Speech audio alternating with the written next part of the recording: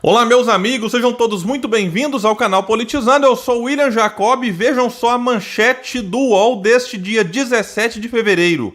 O PT ajudou no impeachment de Dilma, revela presidente do PSB. Eu vou falar dessa matéria aqui e algumas reflexões extras, mas antes eu quero pedir a sua ajuda para que se inscreva no canal. Nós conseguimos atingir aí a marca de 57 mil inscritos, então muito obrigado a todos aqueles que já estão aqui com a gente, que ativaram o sininho, que deixam like, dislike, comentam, compartilham.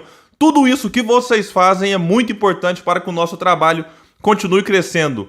Bom, pessoal, vou deixar o link de uma matéria aqui do UOL que vai dizer o seguinte: o presidente nacional do PSB, Carlos Siqueira, revelou ao UOL em entrevista: não foi procurado por nenhum dirigente do PT pedindo apoio do partido contra o impeachment da então presidente da República, Dilma Rousseff.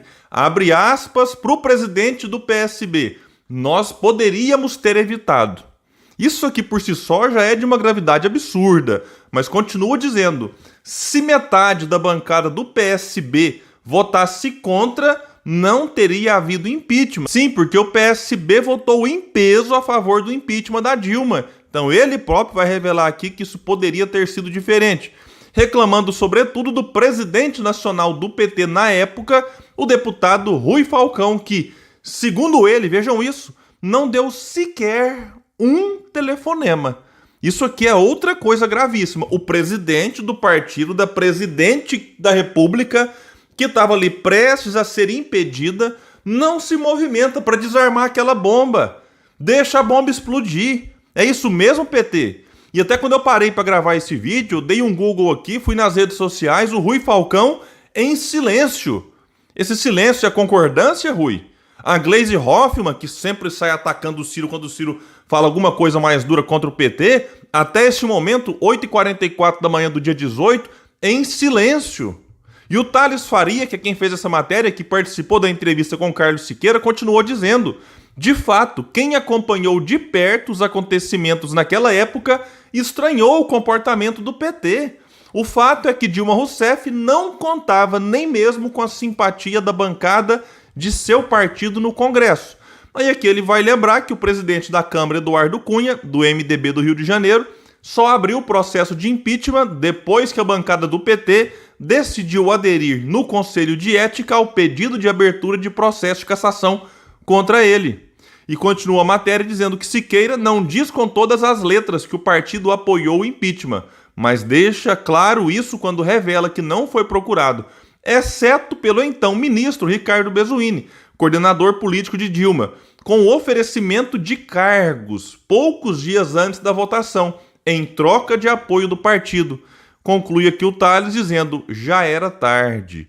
O Siqueira disse na entrevista, porque eu fui acompanhar lá para ver de fato o que ele tinha falado, que o PSB não queria cargos, de fato ele confirmou isso lá, mas compromissos do governo de mudança daquilo que, na opinião dele, do PSB, estava errado no governo, que era modelo de governança política e modelo econômico. Eu só queria dizer para o Carlos Siqueira que isso que ele olhava lá em 2015 e achava que tinha que ser modificado, não está na pauta principal do PT, não. O PT não dá sinais de que vai mudar essa forma de se fazer política no Brasil. Inclusive, se for parar para prestar atenção nos movimentos do Lula, é o mesmo Lula de sempre. Se reúne com José Sarney, com Eunice Oliveira, com Renan Calheiros, com o Pezão no Rio de Janeiro. William, mas é que a gente tem que entender que o político tem que conversar com todo mundo. Olha, mas sinceramente, com algumas figuras aí, mandou o advogado dele se encontrar com Michel Temer. Enfim, conversar com os diferentes, eu tô junto, sou favorável a isso. Mas o Eunice Oliveira, por exemplo, foi derrotado nas urnas, disse que iria se aposentar. Eunice, só para refrescar a memória, tem aí matéria do Globo dizendo que ele era sócio de uma empresa chamada Manchester. Essa empresa recebeu da Petrobras, sem licitação, 1 bilhão, algo em torno disso, de contratos. Sim. Então o que acontece? Tem que ressuscitar esses politicamente mortos? Não é possível. Aí o Lula faz questão de fazer o seguinte: o movimento dele sufoca forças que nascem na esquerda, mas aí ele vai lá, enfim, nesses que já fizeram muito mal ao nosso país e trazem eles de volta. É uma coisa realmente de louco. Mas, enfim, Lula não dá sinais na prática, nos movimentos que faz, que quer mudança nesse sentido. E modelo econômico, né, aí é uma bagunça. O Lula fala uma coisa, a Glaze fala outra, aí o Guido escreve um artigo pro jornal, aí eles falam que o Guido não escreve pelo partido, que estão discutindo. Enfim, o Lula tem dado alguns sinais de mudanças em relação a algumas coisas feitas de Temer para cá. Como, por exemplo, política preço da Petrobras. Ele tem falado agora de uma forma mais direta que é necessário mudá-la, então nisso eu concordo. E, enfim, nesse caso, Lula está certo. Reforma trabalhista, feita pelo governo Temer.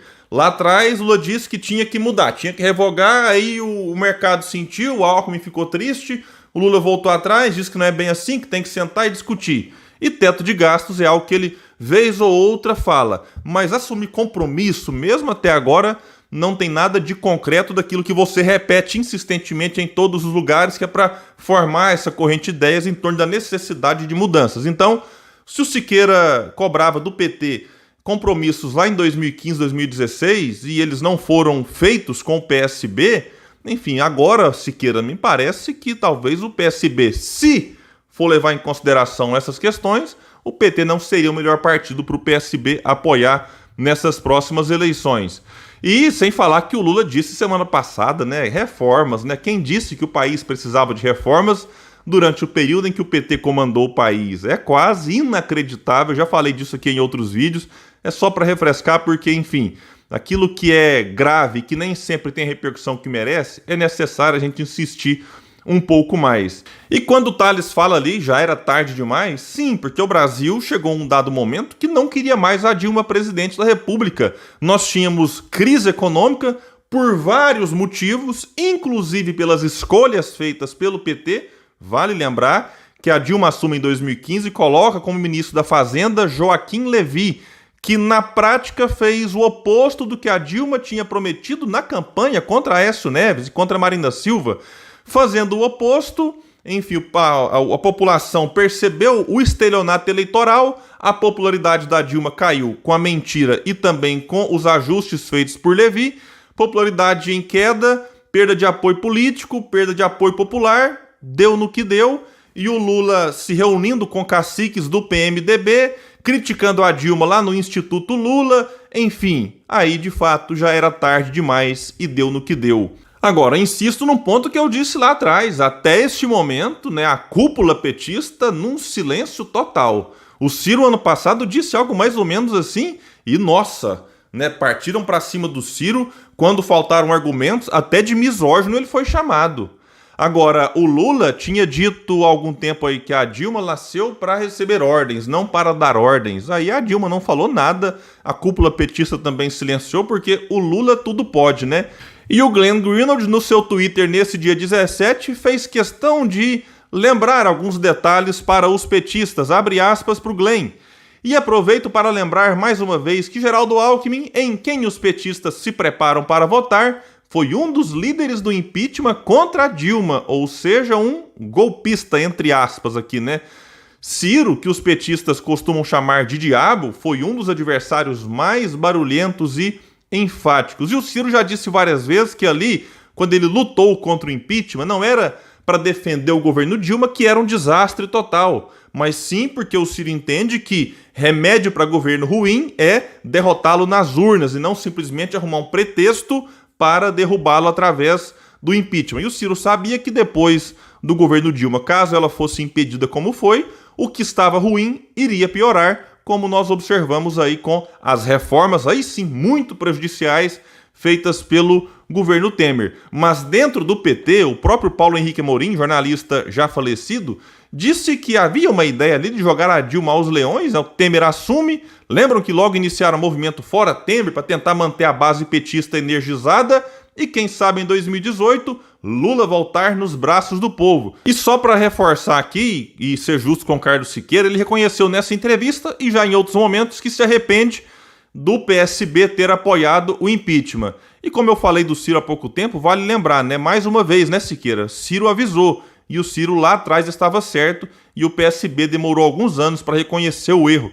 Será que o PSB daqui a 4, 5 anos vai reconhecer o erro que está prestes a cometer, que é apoiar Lula já no primeiro turno, podendo apoiar Ciro Gomes. Sobretudo, eu vou lembrar disso aqui sempre, da união, da aliança vitoriosa em 2020, em que PDT e PSB ganharam várias capitais no Brasil, enquanto o PT não ganhou nenhuma, e também de tudo que o PSB já fez para prejudicar o Ciro, inclusive em 2018 e também lá em 2010, quando era para o Ciro, seu candidato à presidência da República, mas Eduardo Campos se acertou com o Lula e tirou a candidatura do atual pré-candidato do PDT. Então é só essas lembrancinhas aqui que elas são importantes para a gente reforçar o que o PSB já fez e o que ele pode fazer nessas eleições. Bom, pessoal, e antes de encerrar esse vídeo, eu só quero colocar aqui uma cena pós-crédito, digamos assim, porque é o seguinte, existe uma narrativa sendo construída não agora, ela já existia, mas agora ela vem tentando ser reforçada pelo próprio Lula, de que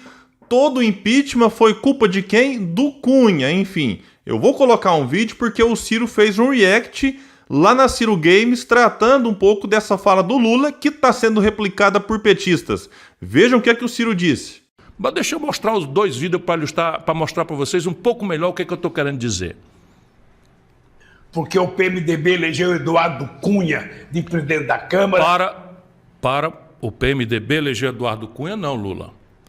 Também qualquer brasileiro que não seja fanático, que esteja preocupado em buscar a verdade, que esteja preocupado em construir o futuro do Brasil, também pode recuperar o que eu fiz, o que eu falei, quando você, Lula, de forma absolutamente irresponsável, me perdoe, meu irmão, mas não há outra palavra, de forma absolutamente irresponsável, entregou o sistema Furnas para Eduardo Cunha roubar. Eu fui a você, falei com você, Lula. Eu só estou contando isso porque você me disse que não ia entregar. Eu disse, se você entregar Furnas para Eduardo Cunha, ele vira presidente da Câmara. E como presidente da Câmara, ele entra na linha de sucessão e é uma irresponsabilidade. Aí você disse, não vai acontecer e tal. No dia seguinte, eu soube pelos jornais que você tinha nomeado. E eu fui aos jornais e protestei. E chamei o Eduardo Cunha na data de ladrão.